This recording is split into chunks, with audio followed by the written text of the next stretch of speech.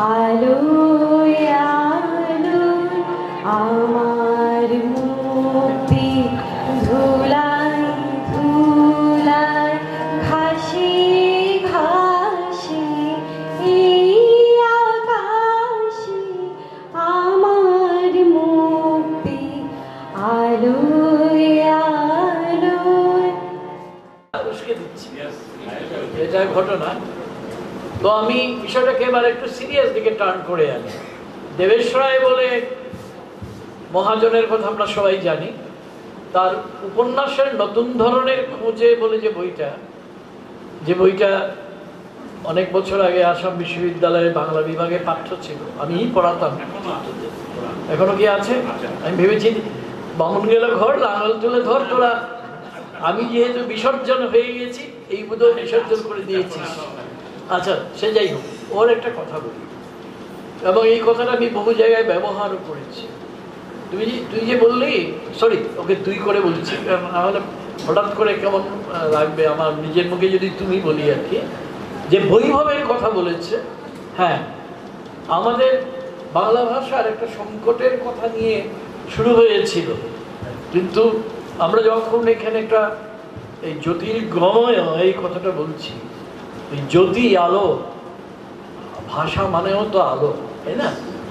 আজকে সকালবেলা আমার একটা আছে, সংস্কৃতর সঙ্গে সম্পর্কটা তো চুকে বুকে গেছে দীর্ঘদিন, কিন্তু বাড়িতে বসে আমি এবং আমার গৃহিণী আমি পড়ি, বাংলাটাও বলে দিই, এবং উপনিষদ পড়ছি এখন গত কয়েকদিন থেকে। আজকে বৃহদারণ্যক উপনিষদ পড়ছিলাম, এবং কি আশ্চর্য, বৃহদারণ্যক উপনিষদের ৪র্থ অধ্যায়ের ২য় ব্রাহ্মণ, মানে সাব চ্যাপ্টার ধরে নিন, সেইখানে একটা জায়গায় পেলাম একটা অসাধারণ কথা, এবং সেখানে তোমার জ্যোতি আছে গো, এই জন্যই কথাগুলো বলছি। বাক জ্যোতির অবহুবৎ, মানে বাকটাই জ্যোতি হয়ে গেল। আজকে আমরা ভাষা নিয়ে কথা বলছি, বাক ঠিক এইরকম ভাবে অবশ্য উপনিষদের বাক নয়, কিন্তু যাকে আমার সুবিধের জন্য আমি একটু করে নিলাম। তো বলছিলাম দেবেশ রায়ের কথা। দেবেশ রায় বলছিলেন আমাদের যে বাংলা ভাষার সবচেয়ে বড় ঐশ্বর্য কি, প্রায় মোটামুটি তিনি যা বলেছেন সেটাই আমি উদ্ধৃত করছি। মহকুমায় মহকুমায় তার ভাষার অতুল ঐশ্বর্য প্রকাশিত হয়, কারণ তার উচ্চারণ বদলে যায়, তার রূপতত্ত্ব, যেটা মরফোলজি বলি আমরা ইংরেজিতে, সেটা পাল্টে যায়, তার ধ্বনিতত্ত্ব পাল্টে যায়। এটা পৃথিবীর খুব কম ভাষাতে এই বৈভব যেটা বিশ্বতোষ বলেছে সেটা আছে। অতএব উপভাষার জন্য লজ্জিত হওয়ার কারণ নেই, কিন্তু সমস্যা একটা আছে বটে। যেমন এই যে বীরভূমের ভাষা বলি, বাঁকুড়ার ভাষা বলি, বা বিশ্বতোষ বলল নোয়াখালী বা চট্টগ্রামের কথা। চট্টগ্রামে আমি বেশ কয়েকবারই গিয়েছি, সেখানে আমার বেশ তরুণ বন্ধুরা আছেন, কবিতা লেখেন, প্রবন্ধ লেখেন। তো তারা যেমন, আমরা সিলেটিদের একটাই আছে, দুই সিলেটি একসঙ্গে হলে কখনো অন্য কিছুতে কথা বলবে না, এটা কিন্তু চট্টগ্রামে আমি লক্ষ্য করেছি। আমি 5 গেছি, তো আমাদের সঙ্গে যে মানে নাম করেই বলছি, শিলচরে এসেছিল সে আমার নিমন্ত্রণে, দুবারই এসেছিল। জিল্লুর রহমান কবি, উত্তরাধুনিকতা, যেটার সঙ্গে আমার খানিকটা সম্পর্ক আছে, এটার সঙ্গে তার সম্পর্কটা খুবই ঘনিষ্ঠ। তো সে এইসব, সে বা এজাজ ইউসুফি, এরা যখন, আমরা আছি অনেকেই, কিন্তু আমাদের সামনে একটু পরেই দেখলাম নিজেদের মধ্যে একটা কথা বলছে, এবং চাটগাঁইয়া যেটা ভাষা, এবং আমি হয়তো বুঝতে পারছি না, কিছু কিছু বুঝি, পুরোটা একদমই বুঝি না। কিন্তু আসল কথাটা কি, আমরা তো ভাষার সমস্যা নিয়ে কথা বলছি। সমস্যা দাঁড়ায় তখনই যখন দর্শনের ভাবনা দিয়েই বলুন, বা প্রায়োগিক দিক দিয়েই বলুন, তাত্ত্বিক দিকটা দর্শনের মধ্যেই লুকিয়ে আছে, যখন সংযোগের অভাব হয়ে যায়। ভাষা তো সংযোগের জন্যে, আর বাংলা ভাষা এই যে ও এত মিষ্টি করে বললো আয়েশা, তোমাকে খুশি করার জন্য বলছি না, আমি কাউকে খুশি করার জন্য কিচ্ছু বলি না, খুব মিষ্টি লেগেছে আমার। এবং এই যে মধুরং মধুরং অখিলং মধুরং, এটা অবশ্য অন্য কথা, এটা একটু বৈষ্ণব ইয়ে থেকে তুলে আনলাম, কথাটা মনে পড়ে গেল। সবকিছুই মধুর, ভাষার সবকিছুই মধুর। তবে যে সমস্যাটা নিয়ে তুমি প্রেসক্রিপশন নিয়ে এসেছিলে, আমরা প্রেসক্রিপশনটা একটু অন্যদিকে ডুবিয়ে দিলাম হয়তো। তোমার প্রতি হয়তো যাকে বলে কি বলিস বিশ্বদোষ বিনির্মাণ করে নিলাম, বিনির্মাণ করে নিলাম। কিন্তু এইবার তোমার কথাটা একদম না বললে হবে না, যেটা অবশ্য স্বপন ভট্টাচার্য চমৎকার ভাবে কথা বলে গেছেন। আমাদের শিলচরের একটা সমস্যার কথা বলি একটু। আমরা তো সংযোগের জন্যেই আমরা পরস্পরের কথা শুনছি। আমাদের শিলচরে বা আমি বরাক উপত্যকাই বলি, কিছুদিন আগে প্রয়াত হয়েছেন অত্যন্ত শ্রদ্ধেয় অভিজিৎ কুমার ভট্টাচার্য, সাহিত্য পত্রিকার সম্পাদক বলে সবাই তাকে এক ডাকে চেনে, চিন্ত বা চেনেই বলা উচিত, ওদের কোনো অতীতকাল হয় না, তাই আমি চেনে ক্রিয়াপত্রেই ব্যবহার করলাম। তো তিনি তার বাড়িতে বসে আক্ষরিক অর্থেই এটা প্রকাশনা করেছিলেন। কিন্তু প্রকাশনা করলেই তো হলো না, বিপণনের কথাটা স্বপন ভট্টাচার্য বলেছেন। আমরা সবাই হয়তো বিপণনের কথা বলি, কিন্তু বিপণন কখন হবে? যখন পাঠক ক্রেতা হয়ে আপনার কাছে আসবে। আমি শুধু পাঠক সেটা যথেষ্ট না, আমি কিন্তু ক্রেতা হব, আমি শুধু পাঠক হব না। শিলচরে আমরা, এটা আমাদের সবার দুর্ভাগ্য, বরাক উপত্যকার দুর্ভাগ্য, আমরা হয়তো কিছু কিঞ্চিত পাঠক তৈরি করতে পেরেছি কিন্তু ক্রেতা তৈরি করতে পারিনি। এবার একটা খারাপ কথা বলবো, যেটা আমাদের নিজেদের উদ্দেশ্যে, আমিও এটা বাদ যাব না, মিতাও বাদ যাবে না। সেটা হচ্ছে আমরা ধরুন একটা পত্রিকা করলাম বা একটা ছোট বই করলাম, আমি যেমন দেখতে হৃষ্টপুষ্ট, আমার বইও তেমন হৃষ্টপুষ্ট হয়, আমার বইয়ের কথা বাদই দিলাম। কিন্তু আমরা তখন একটা পত্রিকা দিয়ে করে হ্যাঁ আমার পত্রিকাটা বেরিয়েছে, নেবেন? তো নেবেন, না নেওয়ার তো কিছু নেই, অন্য মনস্কভাবে নিলাম, তারপর সেটা কোথায় গেল, পড়লাম কিনা। কিন্তু আমরা একবারও কি ভাবি যে আমি কি এইখানে দানছত্র খুলেছি পত্রিকা বের করছি বলে বা বই করছি বলে? আমি যদি, মেয়েরা ভাই কিছু মনে করবেন না, আমি কিন্তু মিসোজাইনিস নই, কালকে এই শব্দটা ব্যবহার করেছি। একটা লিপস্টিকের কত দাম আমার জানার কথা নয়, আমি অনুমান করি অনেক দাম। আর যে প্রসাধনী, মানবেন না যদিও মেয়েরা, কিন্তু যে কিছু না যে সবাই তো ব্যবহার করেন, এটাতে যত একটা দাম, যত যে কোনো একটা আইটেমের, কিন্তু একটা পত্রিকার দাম কত হবে শিলচরে বা বরাক উপত্যকায়? 50 টাকা, 100 টাকাই হলো। 100 থেকে 3 গুণ 4 গুণ বেশি অনেক জিনিস হতে পারে। আমরা সেটা খরচ করতে পারি, 400-500 খরচ করতে পারি, 100 টাকা দিয়ে একটা পত্রিকা কিনবো না, 200 টাকা দিয়ে বা 250 টাকা দিয়ে একটা বই কিনবো না কেন? তারপরে এই যে বেচারি বললে তুমি রাগ করো না গো, এই যে পত্রিকা করছে, বই করছে, আমাদেরই বই করছে, এবং এটা আমরা নিজেরাও বিশ্বাস করি না। কষ্ট সিস্টেম, সবাই তো করছেন বই যেভাবে হোক, এবং তারপরে এই যে মানুষটি এখানে তার প্রিন্টারের খরচ দিতে হবে, তার সবকিছুরই একটা খরচ আছে, খরচটা কে দেবে? গৌরী সেন। এটা আমরা কেউ বিবেচনা করি না। শুধু বিপণন নেই বলে চিৎকার দিলে হবে না। আমি তোমাকে কিছু বলছি না, নিশ্চয়ই রাগ করবে না, আমি আমাকে বলছি। কিন্তু আমরা তার জন্য কোনো ব্যবস্থা করে উঠতে পারিনি।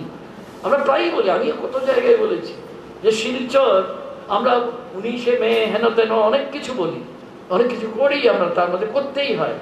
কিন্তু 19শে মে 61 সালে হয়েছিল, তখন আমি ক্লাস 7-এ পড়ি, আমি তাতে অংশ নিয়েছি। এরপরে অবশ্য আমার মতো আর কাউকে পাওয়া যাবে না। আমাদের সৌভাগ্য একজন সুনীল বাবুর মতন ভাষা সংগ্রামী আছেন, যারা ভাষা সংগ্রামীদের আমি সব সময় সেলিউট করি, তাকেও করছি, তার মাধ্যমে সমস্ত ভাষা সংগ্রামীকে সেলিউট করছি। কিন্তু তাদের ভাষা সংগ্রাম সেটা কি এই জন্যে হয়েছিল যে আমরা অন্যমনস্কভাবে আমি আমার ভাষাটাকে লক্ষ্য করব? আমার ভাষা আমি প্রয়োগ করতে শিখলাম না। বানান নিয়েও কিছু কথা বলেছে মজা করে, যে হ্যাঁ সত্যি, এটা আমি নিজে শুনেছি, বাংলার মাস্টারমশাই তো, যে বাংলা যেমন খুশি লিখলেই হয়, মাতৃভাষা তো।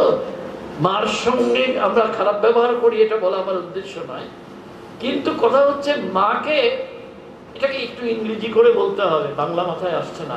টেকেন ফর গ্রান্টেড করে নি, মায়েরা তো সর্বংশহা, ধরিত্রীর মতো, তাদের সঙ্গে যা খুশি ব্যবহার করা যায়, মাতৃভাষাও তাই না?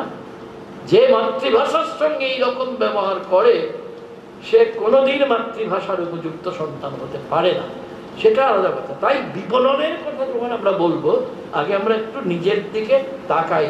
একটা আয়না আমাদের সামনে দাঁড় করানো দরকার, এবং এটা অন্য কেউ করবে না, আমরাই দাঁড় করাবো। কষ্ট করে যারা লেখেন, যেরকমই লিখুন, লেখার মানে তো এই না, সবাই তো চায় আত্মপ্রকাশের জন্য। এর মানে এই না তাকে সাহিত্য একাডেমি পেয়ে যেতে হবে, এর মানে এই না সে নোবেল পুরস্কার পেয়ে যাবে কি বুকার পুরস্কার পেয়ে যাবে, তা নয়। এটার মধ্যে অন্য মনস্তত্ব আছে, ওটা আমাদের যাচ্ছি না, এটা আলোচনার বিষয় না। আমি কথাটা শেষ করিনি। আসলে আমাদের বাংলা ভাষায় মহকুমায় মহকুমায় তার যে তো বৈশিষ্ট্য, এই যে সিলেটি বলছি, সিলেটিরও কত ধরন আছে। যেমন আমার মামার বাড়ি, আমার তো শিলচরেই জন্মকর্ম, আমার মামার বাড়ি হবিগঞ্জে। হবিগঞ্জে যখন কথা বলে, হ্যাঁ তুমি হাসছো আমি জানি, কারণ তো হবিগঞ্জের কথার মধ্যে, এটা যারা বাইরে থেকে এসছেন তাদের জন্য বলছি, এটার মধ্যে আমরা এখানে মজা করে বলি একটা ঠেলা থাকে।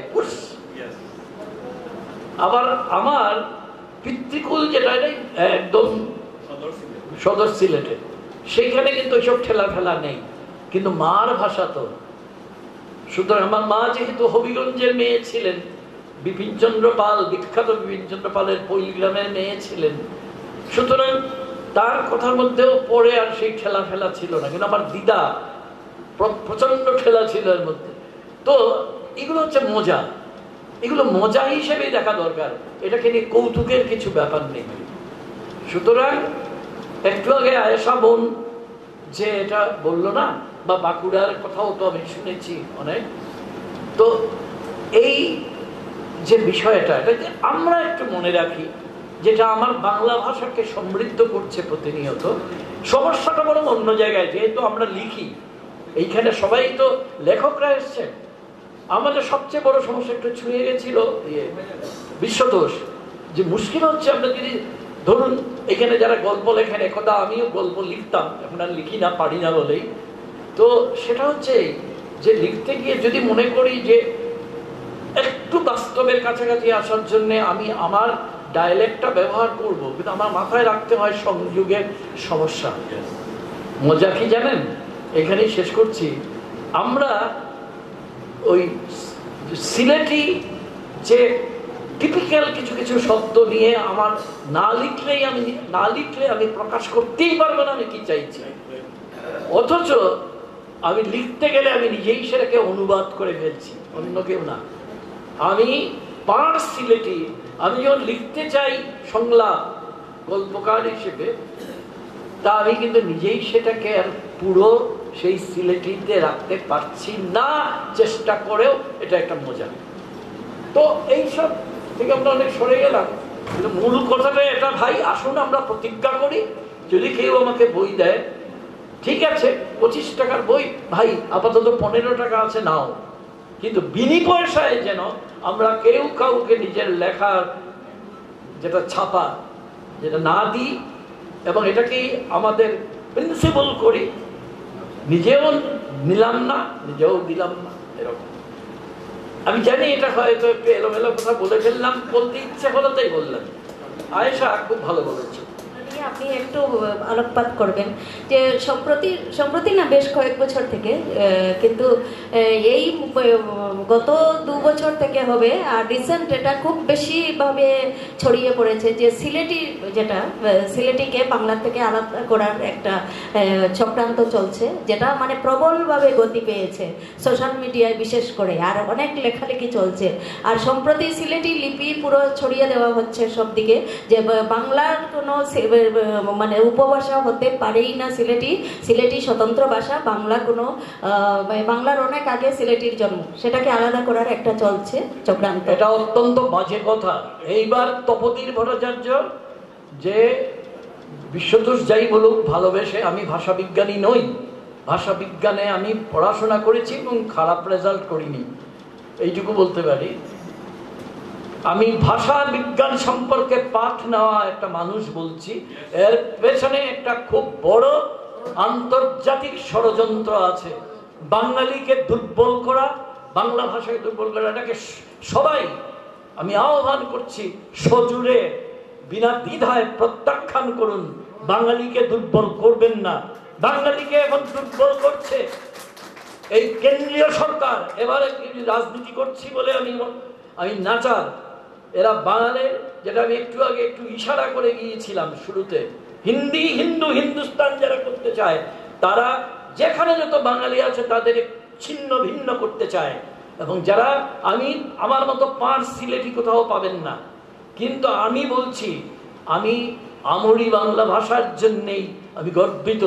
আমার 19শে মে কোনো সিলেটি ভাষার জন্য হয়নি, বাংলা ভাষার জন্য হয়েছিল। যারা কিচ্ছু জানে না তারা এটা করছে। আর লিপির কথা তুমি বললে, আমি ভাই নিজেও ফেসবুকে নেই, কারণ আমার এত সময় নেই এইসব করার। যারা ফেসবুক করেন তাদের আমি কটাক্ষ করছি না, আপনাদের সময় আছে আপনারা করুন, আমার সময় নেই এবং এটা আমি দেখতেও চাই না। ফেসবুকের পণ্ডিতরা কারা, তাদের নিয়ে ঠাট্টা করা হয়, হোয়াটসঅ্যাপ ইউনিভার্সিটির লোকজন। এরা এখন কথা হচ্ছে, একজন অন্ধ এসে যদি ভান করে যে আমার মতো দৃষ্টিশক্তি আর কারণ নেই, তাহলে তো কিছু করার নেই। কেন অন্ধই, অন্ধ কখনো চক্ষুষ্মান হবে না। কিন্তু এখন সব দিকে ছড়িয়ে দেওয়া হচ্ছে। অনেকে সিলেটিতেই বাংলায় লিখছেনই না, লিখছেন সিলেটিতে লিখছেন। আর সিলেটি লিপি কত সালে বাংলার জন্মের অনেক আগের থেকে শুরু হয়েছিল, সেগুলো ছড়িয়ে দেওয়া হচ্ছে। আর শুধু সোশ্যাল মিডিয়া নয়, সেটা পত্র পত্রিকায়ও নিয়মিত লেখা হচ্ছে। হ্যাঁ, স্যার তো উত্তর দিয়েছেন খুব সুন্দরভাবে। এই সিলেটি লিপির পেছনে অনেকে আছে, কিন্তু এই আলোচনাটা লেখকরা, এবং এইখানে এইসব আলোচনা হবে না। আমি লিপি বিজ্ঞান পড়াশোনা করেছি, বলতে নেই আমি কিছুই জানি না। সক্রেটিসের কথা আমার নিজের ডায়েরির মধ্যে লেখা থাকে শুরুতেই খুলেই। এর বাংলাটা হচ্ছে, গ্রিকটা আমি বললাম না, গ্রিক আমি জানি না, কিন্তু বাংলা অক্ষরে গ্রিক লিখে রেখেছি। বাংলা মানে হচ্ছে আমি এইমাত্র জানি যে আমি কিছুই জানি না, অথবা আমি জানি না কিছুই। কিন্তু আমি এইটুকুই বলছি তোমাকে, যে আমার বইটার মধ্যে কালকে একটু বলেছি, একটু আগে আমি সেখানে দাবি করেছি, বই যদি আপনারা না পড়েন আমার কিছু করার নেই, কিন্তু আমি যা দাবি করেছি আপনারা শুনলে মনে হবে কি বলছি আমি কথাটা। আমি দাবি করেছি আমার মতো করে, বিনা যুক্তিতে নয়, যে বাংলা, তুমি তো বললে না সিলেটি মুক্তমুখ ইত্যাদির জন্ম, যে বাংলা ভাষার আজকের মধ্যে, বাংলা ভাষার বাঙালি জাতি এক কথা নয়। বাঙালি জাতির একটা, আমি যেটা লিখেছি, যেটা কেউ কোথাও লেখেনি, খ্রিস্টপূর্ব আমি কিন্তু সংস্কৃত জানালো, এটা মাথায় রাখতে বলছি। আমি যা বলছি না জেনে বলছি না। খ্রিস্টপূর্ব 6ষ্ঠ শতকে একটা মহাবিনাশ, গ্রেট এক্সটিংশন নামে, যারা বিজ্ঞানের লোক, ভট্টাচার্য কোথায় গেলেন, তারা জানেন গ্রেট এক্সটিংশন একটা নেচারে ঘটতে থাকে। এটার ক্ষেত্রেও, আমাদের ক্ষেত্রেও হয়েছিল। আর্যরা বহিরাগত, আবার বলছি বহিরাগত বহিরাগত বহিরাগত, আর্যরা এসে ধ্বংস করে দিয়েছিল আমাদের সেই প্রত্ন বাঙালিদের। এই শব্দটা আমি আমার বইতে ব্যবহার করেছি। যারা ছিল প্রাগার্য এবং অনার্য, এদের একটা নানা রকম মিশ্রণ ঘটেছিল, সেখানে অনেক কথা আছে। এবং এটা অন্তত পক্ষে, এটা যদি আমরা যাই, ওই গোমুখী থেকে যেমন গঙ্গা, বাংলা ভাষা এবং নয়, বাংলা ভাষা কিন্তু চর্যাপদের আগে নেই, কিন্তু বাঙালি জাতি প্রত্ন সময়ে থেকে যদি আমরা ধরি, অর্থাৎ এনশিয়েন্টেরও আগে, প্রত্ন সময়ে, বাংলা তো একটা বানাতে হবে তো শব্দ, সেইটা আমি দাবি করেছি খ্রিস্টপূর্ব 4র্থ সহস্রাব্দ থেকে বাঙালির প্রত্ন জাতির উৎস শুরু। তার অনেক অনেক পরে সিলেটি এসছে। সিলেটি তখনই আসবে তার যে বেসিসটা, তার যে ফান্ডামেন্টাল কথাগুলো, এইগুলো কিন্তু তার কোন গ্রিক থেকে এসছে, ফার্সি থেকে এসছে, নাকি অন্য কোনো চাইনিজ থেকে এসছে, না টার্কিশ থেকে এসছে, তার এসছে তো সে বাংলার থেকে। এবং বাংলাই যদি না থাকে, আমার সিলেটিতে একটা প্রবাদ আছে, একটু সিলেটি শুনিয়ে দিই। মূলে দিনাই ঘর কুবেদি দুয়ার। আমার ঘরই নেই আর আমি দরজা পেয়ে গেলাম, আমার ভাষাই নেই আর উপভাষা এসে গেল। কোন মূর্খ কথা বলে? আমি বলছি, তপোধীর ভট্টাচার্য বলছি, এরা মূর্খ যারা এইসব কথা বলে। এবং মূর্খ শুধু নয়, এরা কুচক্রী এবং শয়তান। এরা আমার বাংলা ভাষার শত্রু, বাঙালি জাতির শত্রু। এদের প্রত্যাখ্যান করুন। স্যার উত্তেজিত হয়ে বললেন, তো আমরাও এখন থেকে সবাই একদম প্রমিস করব যে এই ধরনের কুচক্রকারী যাদেরকে দেখব আমরা সঙ্গে সঙ্গে একে অপমান করে তাড়িয়ে দেব। একদম আমরা এইগুলো অসংখ্য ছেয়ে গেছে চতুর্দিক, বিশেষ করে বরাক উপত্যকায়, বাংলাদেশেও বরাক উপত্যকায়। ঠিক আছে। আর সুমিতাভ ঘোষাল একটু কিছু বলতে চান, রাইটার্স ওয়ার্ল্ডের সদস্য। কিছুদিন আগে যে ঘটে গেল বাংলাদেশে, এর পেছনে কি আছে? যে বাঙালি জাতির উত্থানের ফলে শেখ মুজিবুর রহমানের বঙ্গবন্ধু সেই 7 মার্চের রেসকোর্সের বিখ্যাত বক্তৃতায় যে বাঙালি জাতির উত্থান, সেই বাঙালি জাতিকে পুরো পাকিস্তানিকরণ করা হচ্ছে। যে জিনিসটা যা করেছে, এই তথাকথিত কোটা, এইগুলোর পেছনে আসল কথা বুঝতে হবে। মুশকিল হচ্ছে আমরা আসল কথা কিছু বুঝি না। স্যার বলছেন আপনি এইভাবে এই যে বলেছেন এই কথাগুলি আপনি আরো লিখেও ছড়িয়ে দিন, আমরা ছড়িয়ে দেবো, আপনি একটু লিখে দিন। আচ্ছা ঠিক। সুমিতাভ ঘোষাল কিছু বলতে চান, রাইটার্স ওয়ার্ল্ডের সদস্য কবি সুমিতাভ ঘোষাল। তারপরেই আমরা আমাদের উদ্বোধনী অনুষ্ঠান আছে, উন্মোচন অনুষ্ঠান আছে, বইয়ের মোড়ক উন্মোচন অনুষ্ঠান।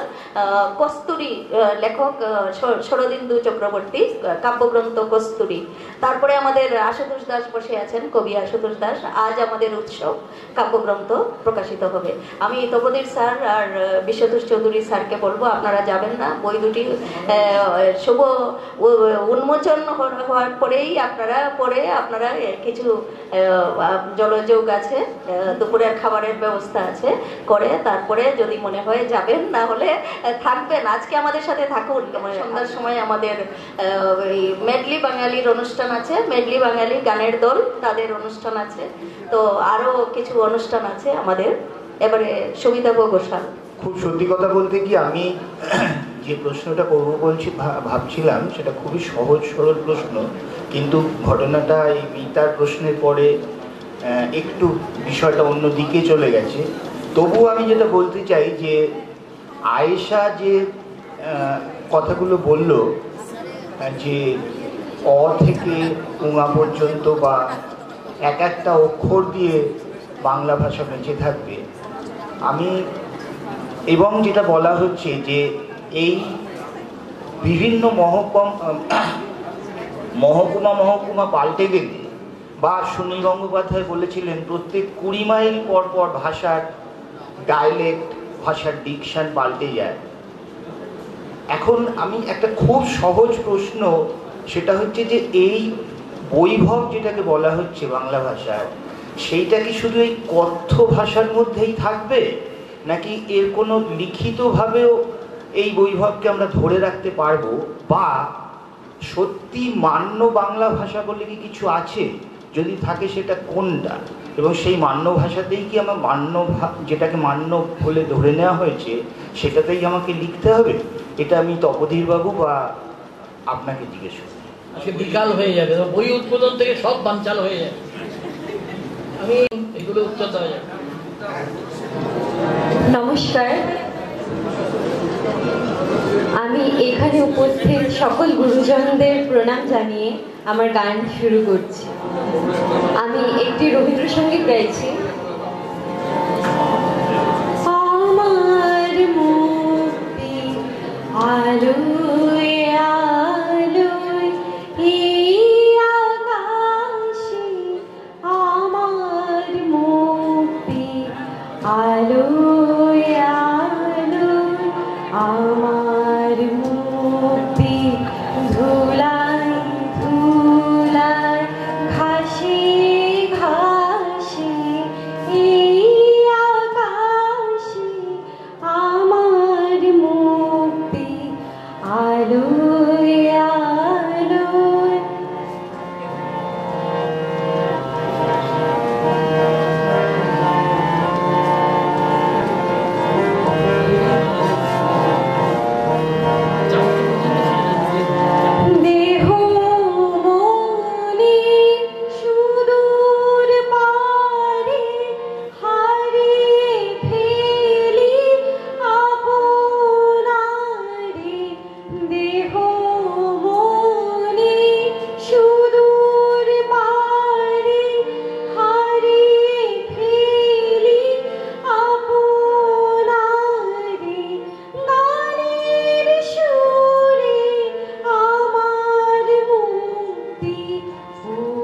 ঊর্ধ্বে ভাসে এই আকাশে আমার মুক্তি আলো আলো।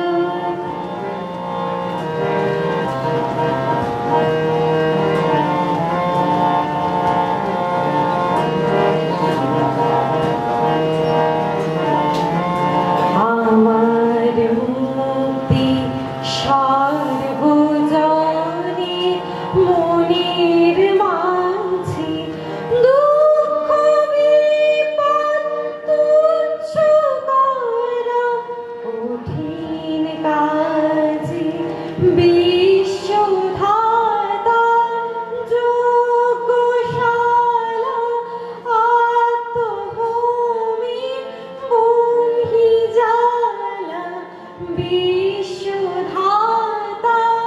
যোগশালা আত্মভূমি বহি জ্বালা।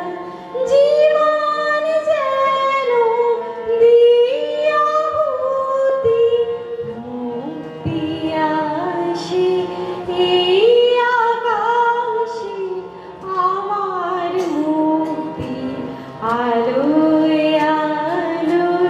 আমার মুক্তি ধুলায় ধুলায় ঘাসে ঘাসে এই আকাশে আমার মুক্তি আলো আলো। এবারে আমি একটি নজরুল গীতি গাইছি।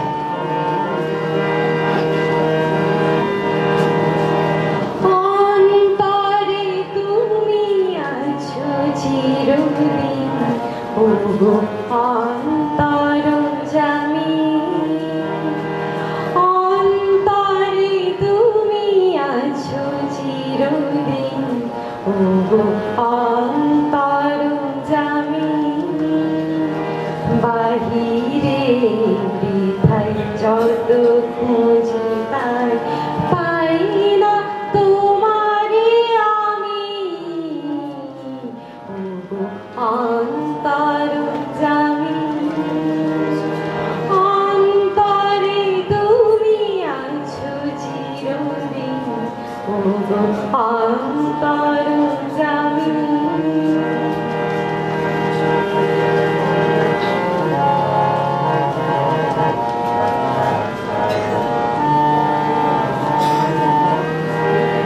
প্রাণীর মতন আত্মার সম আমাতে আছো হে অন্তরতম।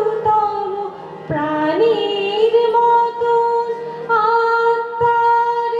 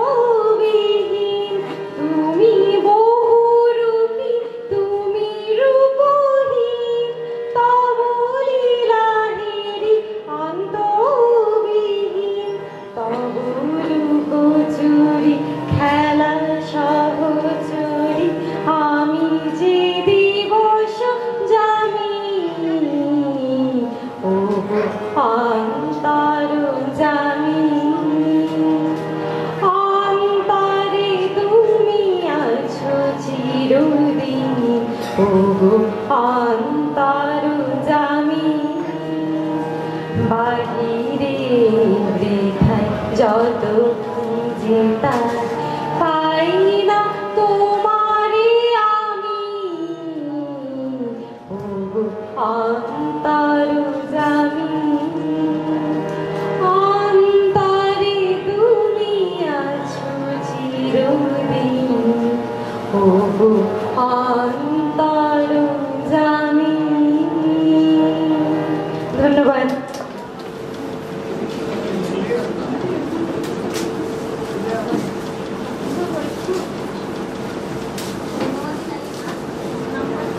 আমি রাইটার্স ওয়ার্ল্ডের সম্পাদক সুরঙ্গমা ভট্টাচার্যকেও মঞ্চে ডেকে নিচ্ছি।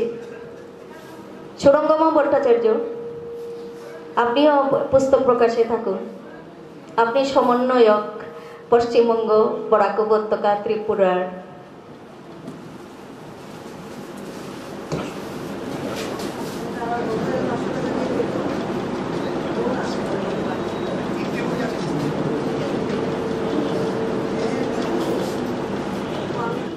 শরদিন্দু চক্রবর্তী কি এসছেন? আচ্ছা, শরদিন্দু চক্রবর্তী কবি, বয়স 90 ঊর্ধ্বে, আমার মেসোমশাই। আমার নিজের মেসো গৌহাটিতে থাকেন, বিএসএফ এর ঊর্ধ্বতন পদে চাকরি করতেন। তার 3 কন্যা, একজন দিল্লি পাবলিক স্কুলে পড়ায়, একজন হাইকোর্টের উকিল, একজন সায়েন্টিস্ট। ফলে ওই কন্যাদের খুব ইচ্ছে হলো যে বাবার 90 অতিক্রান্ত এবং বিএসএফ এ চাকরি করে সারা জীবন কবিতা লিখেছেন, ওইটাকে গ্রন্থ আকারে প্রকাশ করা হোক। ফলে খুব নিপাট ভালো মানুষ, কিন্তু কবিতাগুলো ওই এখনো ধরুন হেমচন্দ্র, নবীনচন্দ্র, ওই পিরিয়ডের যারা বয়স্ক মানুষ ওইভাবেই লিখেন। ফলে সমস্ত লেখাই তার আবেগের জায়গা থেকে, শ্রদ্ধার জায়গা থেকে, এবং তার কন্যারা এই গ্রন্থটি প্রকাশ করছে, যেটা এখন প্রকাশক আমাদের স্নেহের মিতা বোন। এবং এই তার কবিতার ধরনটাই আলাদা, মানে ওই একটা বিশেষ সময়ের। ফলে যেমন মেতেছে হৃদয়ে মহা উল্লাসে, বইছে প্রাণে অসীম আনন্দ ধারা, মহামিলনের আহ্বানে বাঁধতে সবার একই বাহু ডোরে, জিজ্ঞাসা নয় আলিঙ্গনে ধরে রেখেছে এই বিশ্ব, এই প্রেরণা আর এই পৃথিবী। এরকম আমি একটা স্তবক পড়লাম মাত্র। তো এইভাবেই তিনি চর্চা করে যাচ্ছেন এবং বাকি দিন করবেন। এই জন্যই কস্তুরী তার কাব্যগ্রন্থ এখন প্রকাশিত হবে। এখানে সবাই বিশিষ্ট, হ্যাঁ হ্যাঁ, কস্তুরীদি আছেন, তপদীপ দা আছেন, সবাই আছেন, পশ্চিমবঙ্গের সংযোজক আছেন। এখানে মঞ্চে যারা আছেন সবার শুভ হাত দিয়েই বই প্রকাশ হবে। কস্তুরী আর কস্তুরী হোম চৌধুরীও আছেন, কস্তুরী উন্মোচিত হবে। কস্তুরী সুবাস ছড়ায়, আশা করি এই বইটিও সুবাস ছড়াবে। আর আজ আমাদের উৎসব, আশুতোষ দাসের কাব্যগ্রন্থ প্রকাশ পেল। আশা করি এই আজ আমাদের উৎসবের বার্তা চতুর্দিকে ছড়িয়ে দিতে সক্ষম হবে। এবারে কস্তুরী, কবি শরদিন্দু চক্রবর্তী।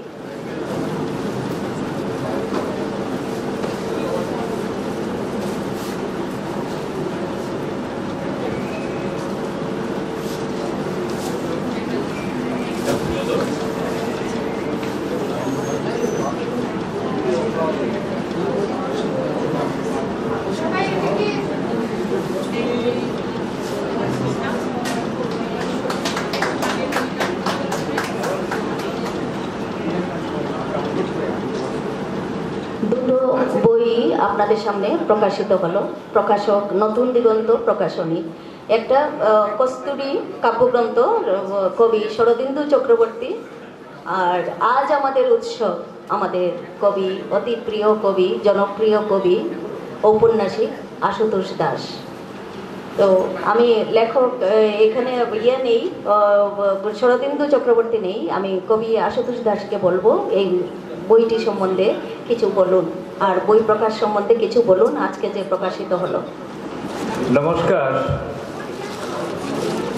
পূর্ব দিগন্ত সাহিত্য উৎসবের আজকের এই সুযোগটুকু করিয়ে দেওয়ার জন্য নতুন দিগন্ত প্রকাশনী এবং রাইটার্স ওয়ার্ল্ডকে আমার কৃতজ্ঞতা জানাচ্ছি।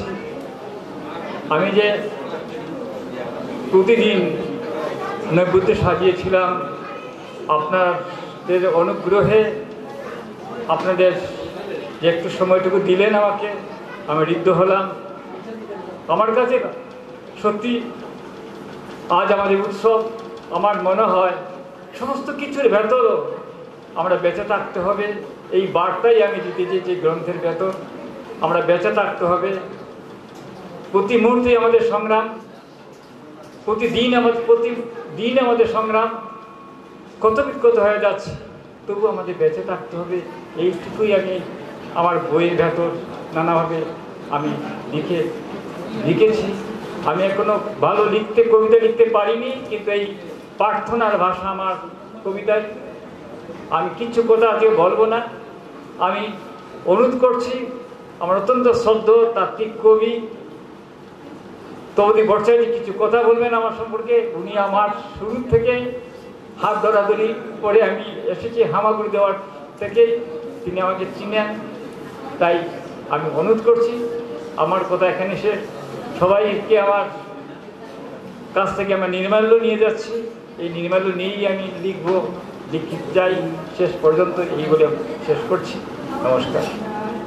এখানে বরাকের প্রখ্যাত কবি, উপন্যাসিক ও চলচ্চিত্রকার আশুতোষ দাসের বই, কবিতার বই আজ বের হলো। আজ আমাদের উৎসব। আমি প্রথমে সবাইকে, যারা কলকাতা থেকে যারা এসছেন অতিথিবৃন্দ, তাদের সবাইকে ও আমাদের বরাক উপত্যকার শ্রদ্ধেয় আসাম বিশ্ববিদ্যালয়ের প্রাক্তন উপাচার্য তপতী ভট্টাচার্য, আসাম বিশ্ববিদ্যালয়ের প্রখ্যাত অধ্যাপক বিশ্বতোষ চৌধুরী ও যারা আরও আছেন, সুনীল রায়, সবার নাম এখন মনে আসছে না, তাদের সবাইকে, এবং নতুন দিগন্তের যিনি কর্ণধার মিতা দাসপুরকাস্ত, তাকেও আমি তার যে তার আমাদের বই প্রকাশের যে তার এনার্জি বা তার উদ্যম, তাকে আমি অনেক ধন্যবাদ জানাচ্ছি। আমরা জানি রবীন্দ্রনাথের একটি কবিতা যে আমাদের মনের ভিতরে যা আসে, আমাদের নানা পারিপার্শ্বিকতা দেখে আমাদের ভিতরে যা আসে তা দেখি আমরা ভিতরে সেই উপলব্ধি থেকে আমরা কবিতা লিখি। কবি বলেছিলেন যে সেই সত্য যা রচিবে তুমি, ঘটে যা তা সব সত্য নয়, কবি তব মনোভূমি, রামের জন্মস্থান, অযোধ্যার চেয়ে সত্য যেন। কবির মনোভূমিটাই হলো আসল। এই প্রসঙ্গে আমি দু একটা কথা বলছি, হয়তো অপ্রাসঙ্গিক হবে, তাও আমি গত বছর শ্রদ্ধেয় তপতিদার কবিতার বই নিয়ে আমি পিএইচডি করেছি।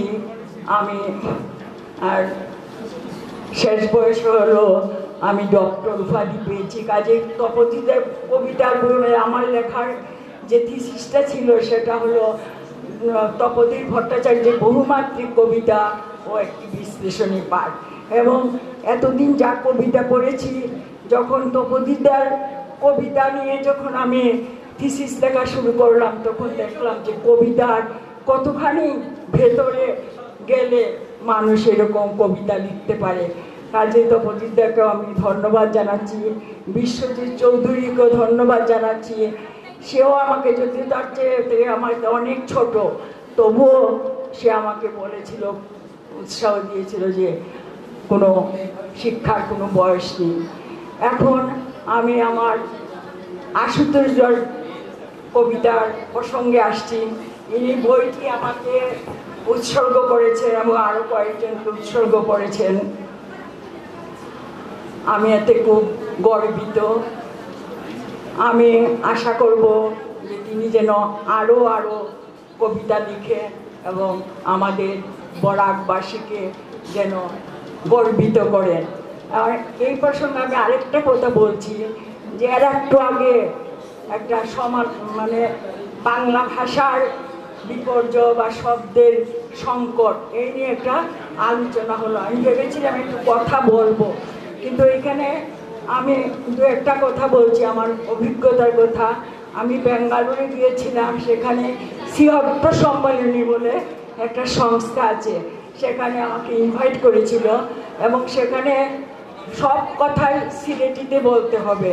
কিন্তু আমরা তো জানি বাংলা ভাষা হলো চর্যাপদ থেকে যেটা রুট, সেটা হলো বাংলা। চর্যাপদে দেখেছি, আমার অভিজ্ঞতা আমি বলছি, যে চর্যাপদে দেখেছি আমরা শুনে ভরিতি করুণা নাবি রূপা থুই নাহিকো ঠাবি। শুনে ভর্তি করুণা, রূপা ধোয়ার জায়গা নেই। এখানে কিন্তু সিলেটি ভাষায় কিন্তু কাজে এখানে দেখেছি যে সিলেটি ভাষা আমার মতে যদি ভাষা সব ভাষাই সমান, সে ভাষাই হোক উপভাষাই হোক, যদি একটা সৃষ্টি হয় তাহলে সেই যে সৃষ্টি থেকে সৌন্দর্য বোধের যে জন্ম হয়, কবিতা হয়। আমরা সাহিত্যে দেখেছি ব্রজবুলি ভাষা, ব্রজবুলি ভাষার মধ্যে কি আছে? হিন্দি আর বাংলা সংমিশ্রণ। দুহু করে দুহু কাঁদে বিচ্ছেদ ভাবিয়া, এক তিল না দেখিলে যায় যে মরিয়া। দুহু কাঁদে দুহু করে, দুহু মানে ইংরেজি, হিন্দি, আর বাংলা হলো দুহু করে দুহু কাঁদে বিচ্ছেদ ভাবিয়া, তিল আজ না দেখিলে যায় যে মরিয়া। আজ মানে হিন্দি, দুটো সংমিশ্রণে সুন্দর বিদ্যাপতির কবিতা, সুন্দর একটা সংমিশ্রণ হয়েছে। কাজে ভাষা যদি আসেও, অন্য ভাষা যদি ঢুকেও, সেটা যদি ধ্বংসাত্মকমূলক না হয়, সৃষ্টিমূলক যদি হয়, তাহলে সেটা আমি মনে করি খারাপ না। অনেক ভাষা আমাদের সাহিত্যের মধ্যে বা আমাদের কথার মধ্যে এত ওতপ্রোতভাবে জড়িয়ে আছে যে অনেক সময় আমরা স্টেশনে যাব, কোথায় যাব? স্টেশনে রেল ধরতে, কিন্তু স্টেশন তো ইংরেজি শব্দ। ব্ল্যাকবোর্ডের মধ্যে আমরা চক দিয়ে লিখি, চকটা তো ইংরেজি। বাংলা কি লিখবো? যে সাদা টুকরা, বা চক কালো বোর্ড, কালো একটা কাঠের একটা, এরকম তো হয় না। অনেকগুলো শব্দ আমাদের ভাষার মধ্যে আমাদের ওতপ্রোতভাবে মিশে আছে, কিন্তু সেটা যাতে কল্যাণমূলক হয়, সেটা যাতে সৃষ্টিমূলক হয়। যখন আমাকে সিহট্ট সম্মেলনীতে যখন আমাকে বলা হলো একটা সিলেটি কবিতা বলুন, তখন আমার সিলেটি কবিতা অনেকে লিখেছে, আমার মুখস্থ ছিল না। ছোটবেলা বাবার বলা একটা কবিতা মনে পড়ে গেল। আমাদের আগে তো ভারতবর্ষ বিভক্ত হয়নি, হিন্দু মুসলমানে সম্প্রীতি ছিল। বিশ্ববৃক্ষ ফলতো ফলল পরে, দেশ বিভাগের পরে। তখন বাবা একটা গল্প বলেছিল যে মুসলিম ভদ্রলোক দুর্গা পূজা দেখতে গেছে। আরেকজন বলছে কি দেখেছিস? বললো হ্যাঁ দেখে এসছি দুর্গা মূর্তি। কিরকম? এক বেটি সিঙ্গি চড়ে, অসুরের টিকিট ধরে, গলায় দিচ্ছে সাপ ঝুলাইয়া, বুকে মারছে খুসা, কি দুর্গি দেখলাম সাসা। তখন সবাই কিন্তু হাততালি দিল। এই যে তার যে দেখা, সেই দেখার মধ্যে একটা তার যে ভিতরে যে ভাব, সেটাকে কবিতার আকারে বেরিয়ে গেল। সেটার মধ্যে একটা সৌন্দর্য আছে। কি সুন্দরভাবে সে দুর্গা মূর্তির বর্ণনা দিল। কাজে আমি আর বক্তব্য দীর্ঘ করতে চাই না। আমি আশুতোষ বাবুর দীর্ঘায়ু কামনা করে আমি আমার বক্তব্য শেষ করছি, এবং শেষে আমি নতুন দিগন্তের মিতাকেও আমি ধন্যবাদ জানাচ্ছি। এবং আমার আরেকটি কথা মনে হচ্ছে, মিতা আজকে থেকে 20 বছর আগে মিতার মধ্যে একটা আমি উদ্ভাবনী শক্তি দেখেছিলাম, যার জন্য ওকে আমি বড় বড় তখনকার দিনের ডক্টর সুজিত নন্দীপুরকাস্ত, বিশ্বজিৎ চৌধুরী, আরও কিংবদন্তি, তাদের সাথে আমি ওকে সম্বর্ধনা দিয়েছিলাম। সে বলেছিল আমি এত ছোট্ট বয়সে আমি ওদের সাথে বসবো কি করে? আমি সে বয়স তো বড় ব্যাপার নয়। আমাদের ডিসি কলেজে যখন ম্যাগাজিন বেরিয়েছিল, তখন ডিসি কলেজ নাকি ছোট্ট, তখন কিশোরয় রবীন্দ্রনাথের কাছে গিয়েছিলেন ওনার শুভেচ্ছা বাণীর জন্য। উনি শুভেচ্ছা বাণী দিয়েছিলেন, পূর্বশ্রী কবিতার জন্য, ম্যাগাজিনের জন্য। কুন্দকলি ক্ষুদ্র বলি, নাই দুঃখ নাই তার লাজ, পূর্ণতা অন্তরে তার করিছে বিরাজ। তো কাজেই আমি মিতার মধ্যে দেখেছিলাম, মিতা আমাদের গৌরব, আমাদের নারী, বরাক উপত্যকার গৌরব তো বটে, আমাদের নারী জাতিরও গৌরব। সে প্রকাশনী বের করেছে। আমরা আগে কলকাতার দিকে তাকিয়ে থাকতাম, এখন কিন্তু আমরা কলকাতার দিকে তাকিয়ে থাকি না। এখন মিতার কাছ থেকে খুব সুন্দর ঝকঝকে বাঁধানো বই হয়, এবং আমিও আমার হিরণ্যগাথা বা আমার ম্যাগাজিন আম্রপালি আমি ওর কাছ থেকে বের করেছি, এবং সব জায়গাতেই প্রশংসা পেয়েছে। আমি অনেক কিছু বলার ছিল, কিন্তু সময় স্বল্প। আমি আবার সবাইকে ধন্যবাদ জানিয়ে আমি শেষ করছি। নমস্কার।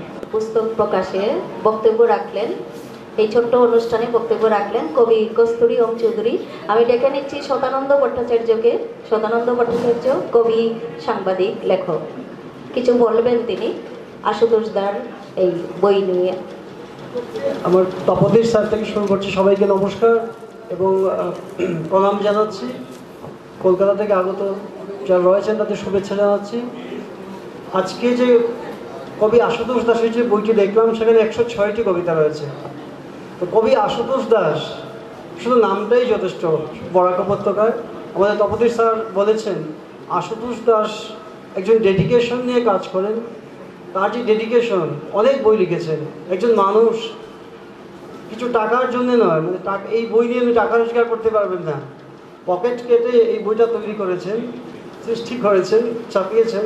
কিন্তু ওনার শখ, সেই যে শখ, তা আমাদের সত্যিই উৎসাহিত করে। আমার মনে হয় যে বই পড়ার যে অভ্যেস, সেটা হয়তো এইসব মানুষের মাধ্যমেই আবার শুরু হবে। আমার মনে আছে 2009 সালে যখন আমার বিয়ে হয়েছিল, আমার বিয়েতে অনেক উপহার ছিল। সবাই, কেউ হয়তো কাচের বাটি, কেউ হয়তো কাচের গ্লাস দিয়েছেন, কিন্তু তার মধ্যে একটি উপহার ছিল কবি বিজিত কুমার ভট্টাচার্য, এখনও এখানে নেই, উনি প্রয়াত।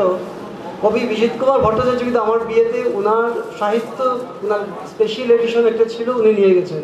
আমার স্ত্রী সাহিত্যের মানুষও নয়, বিজ্ঞানের মানুষ, ডাক্তার, চিকিৎসক, বই পড়ার সময় হয় না, ওনার বড় বড় বই পড়তে হয় অন্য ধরনের, আমরা যেগুলো ভাষা বুঝি না। তো উনি আমাকে পরের দিন বলছিলেন, আমাদের বিয়েতে কিন্তু একটা বই পেয়েছি। আমি বললাম আসছে, দেখি বইটা। উনি বললেন যে একটা লোকাল, একটা ওখান থেকে সাহিত্য একটা পত্রিকা। তখন খুব ভালো লেগেছিল যে সেই ট্রেডিশনটা বজায় রেখেছিলেন। আজকে আমার মনে হয় না সেটা রেকর্ড যে এখন বই দেওয়া হয় না। বরাক উপত্যকায় গামছা নিয়ে একটা বিতর্ক থাকে, যে কোনো সবাই গামছা পরিয়ে দেওয়া হয়। আমার বাঙালির কিন্তু গামছা, আমি বলছি বিতর্কে যাচ্ছি না, আমার মনে হয় না যে বাঙালির, মানে বরাক উপত্যকার বাঙালির গামছাটাই তার জীবনের মুখ্য মানে ইয়ের বিষয় হোক। আমার মনে হয় সেই গামছার বদলে যদি একটা বই দেওয়া হয় কাউকে, তাহলে বিতর্কও থাকবে না। আর যিনি মঞ্চে থাকবেন অতিথি, উনারও একটা, উনি হয়তো রাজনীতির লোক, জীবনে হয়তো একটা বই পড়েননি, উনারও বই পড়ার একটা অভ্যেস হয়ে যাবে। হাতে একটা বই থাকলে ওনাকেও বেশ একটা সম্ভ্রান্ত মনে হবে। তাই গামছা নিয়ে বাড়ি ফেরার বদলে উনি একটা বই নিয়ে বাড়ি ফেরেন, তাহলে ওনার হয়তো বাড়িতে ওনার হয়তো একটা মান উঁচুতে যাবে, আমার মনে হয়। এখানে অসমীয়া গামছা কাউকে দিলে খুব অসম্মানের হিসাবে ধরা হয়, কিন্তু সেটা আসলে অসম্মান নয়। আমি মনে করি অসমীয়া গামছার যা কোয়ালিটি, সেই কোয়ালিটি আমি কোথাও দেখিনি। সেটা সম্মান না, ঠিক আছে। হ্যাঁ,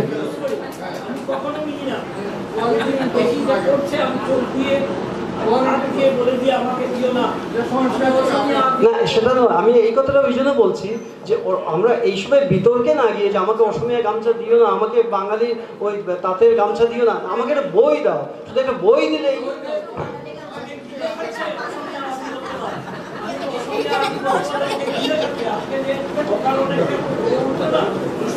হ্যাঁ, আমাদের বাঙালিদের যদি প্রমাণ করা যায় যে আমরা বাঙালি না, আমরা একটা আলাদা কিছু, এরপর নেক্সট স্টেপ হবে সিলেটিরা অসমীয়ার অংশ। এই চক্রান্তকে যারা বুঝে না তারা মহামূর্খ। আমি আরেকবার বলছি, সেই জন্যই অসমীয়া গামছা আমি নেব না। না, আমি আমার কথাটা এটা ছিল যে অসমীয়া গামছা আমরা সম্মান করি, কোয়ালিটি আছে, কিন্তু আমার ক্ষেত্রে, আমাদের ক্ষেত্রে সেটা চলবে না। আমি আপনার কথাকে সাপোর্ট করেই বলছি যে তার বদলে যদি আমরা একটা বই দেই, তাহলে কোনো বিতর্কই তো সেখানে থাকবো না, সেই কথাটা আমি বলছি। উত্তরীয় মানে আমি বাঙালি গামছা দিলাম অসুবিধা, সে বিতর্কেই যাচ্ছে না, আমি একটা বই দিয়ে দিচ্ছি, তাহলে আমার সব সমস্যা হয়ে যাবে। এবং যে বই পড়তে জানে না, সেখানেই কোনোদিন বই পড়া, সেও কিন্তু পাল্টাটা উল্টে দেখবে যে একটা বইয়ে কী লেখা আছে। কারণ আপনারা জানেন, যার আপনি যদি বলেন কোথাও সাহিত্যিক, আপনার আগেই তো বলছেন যে বাউন্সার নিয়ে চলে কিছু সাহিত্যিক আছেন কলকাতায়, আমার আগে বলেছেন, হ্যাঁ বলেছেন বাউন্সার নিয়ে, এরকম সাহিত্যিক যদি থাকেন তাহলে সাহিত্যেও তো টাকা পাওয়া যায়, সেটা প্রমাণিত। দেখ, সেটা তো বিয়ের বাজার, সেটা বলা যাবে না যে উনি সাহিত্যিক তো অন্য কাজ কি করেন, উনি সাংবাদিক তো অন্য কাজ কি করেন। আমিও তো একটা প্রফেশনাল সাংবাদিক, আমারও তো পরিবার চলছে, আমিও তো খাচ্ছি, আমাকে তো বলতে হচ্ছে না যে আপনি অন্য কি কাজ করেন। তাই সাহিত্যিক এরকম হওয়া উচিত যার নিজস্ব রোজগার রয়েছে। তাই আমি বলবো যে বইকে এত পপুলার করুন, বইকে এত মানুষের কাছে নিয়ে যান, তখন কি হবে, এত যদি আপনি ফ্রি বই দিতে থাকেন মঞ্চে, একটা রাজনৈতিক সভাতে আপনি বই বিলি করুন, তাহলে সবার মধ্যে বই পড়ার কালচারটা চলে আসবে। শুধু সাহিত্যের যে সীমাবদ্ধতা এসছে, সেই সীমাবদ্ধতা তখন আর থাকবে না। যেমন আমরা কিছু মানে লোক যারা সব কিছুতে সব সভাতে যাই, তারাই এখানে জড়ো হচ্ছে, সেটা কিন্তু হবে না। সাহিত্যের প্রতি আকর্ষণ জন্মাবে। এবং মিতা দাসপুরকাস্ত যে কাজটি করেছেন, যে এত উন্নত মানের বই যে বরাক উপত্যকা থেকেও প্রকাশ করা যায়, সেটা তিনি প্রমাণ করে দিয়েছেন। এত উঁচু মানের বই তৈরি করা যায় নিখুঁত, এখানে কোনো ইয়ে নেই, আমি তো খুঁজে পাচ্ছি না কোথাও এরকম বই যে বরাক উপত্যকা থেকেও প্রকাশ করা যায়। কলকাতার কিছু বাঙালি আছেন, বরাক উপত্যকার নাম শুনে সিলেটি এরা অজবুত, এরা কিছু বুঝেই না, সেই তো নয়। অনেকেই বলেন সেটাই, কিছু লোক বলেন, আমি সবার কথা বলছি না, কিছু লোক বলেন যে আপনি তো কি জানবেন। হ্যাঁ, তাই সবাইকে শুভেচ্ছা এবং ভালোবাসা জানিয়ে আজকের এত সুন্দর অনুষ্ঠান আয়োজন করার জন্যে সেই মিতা দাসপুরকাস্তকে আমি বিশেষভাবে অভিনন্দন জানাচ্ছি। একজন মহিলা হয়ে উনি দেখিয়ে দিয়েছেন সব কাজের মধ্যে, কিন্তু অনেক ব্যস্ততার মধ্যে উনি কিন্তু অনেক কাজ করেন, তার মধ্যেও যে সাহিত্য চর্চা বজায় রেখেছেন এবং আমাদের সবকে এক মঞ্চে জড়ো করতে পেরেছেন, সেজন্য ওনাকে আমি ধন্যবাদ জানাচ্ছি। নমস্কার।